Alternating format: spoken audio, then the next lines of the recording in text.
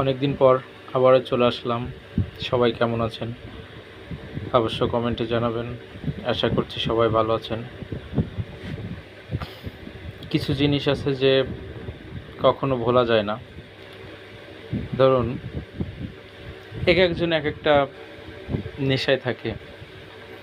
কেউ বা টাকা উপার্জনের নেশায়, কেউ কাজের নেশায়, বা হতে পারে যে কিছু।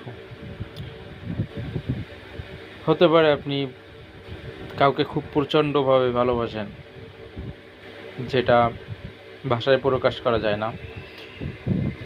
আপনি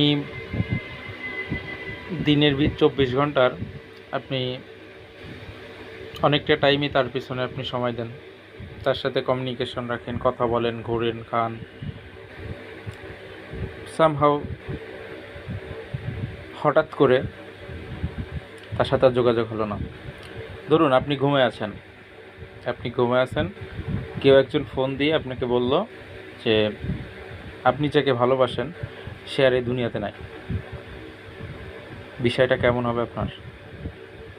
আপনার অনুভূতিটি, আপনার ভিতরে যে অনুভূতি কি আসবে?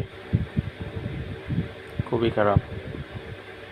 আর এই রকম সিচুয়েশনে যারাই পড়েছে তারাই মাত্র শুধু জানে আসলেই বাস্তব জীবন এবং ভালোবাসার মানুষ হারানোর বেদনা কতটা দুঃখ এবং কতটা খারাপ। যে সিচুয়েশনে যে পড়ে নাই সে বুঝবে না। তার কাছে আমার কথাগুলো আসলেই অবাস্তব, অমানবিক মনে হবে, কিন্তু আসলেই এমনটি যার সাথে হয়েছে সেই জানবে, সেই বুঝবে আসলে আমি যে কথাগুলো বললাম কতটা গুরুত্বপূর্ণ। আমি জানি আমি যে কথাগুলো আপনাদের বলি অনেকের খারাপ লাগে, আবার অনেকের ভালো লাগে। আসলে কি জানেন, আমরা আসলে মানুষ, এই যে হুঁশটা আমাদের, হুঁশ লাস্টে, এই হুঁশ শব্দটাই আমাদের ভিতর অনেক সময় থাকে না। কখন থাকে না জানেন?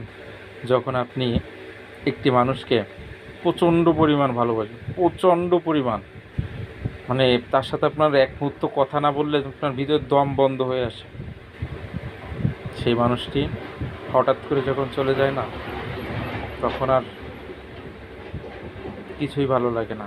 সব কিছু এলোমেলো, সব কিছুই মনে হয় যে আপনার কাছে একটা বিভীষিকানাময়। ধন্যবাদ, ভালো থাকবেন সবাই।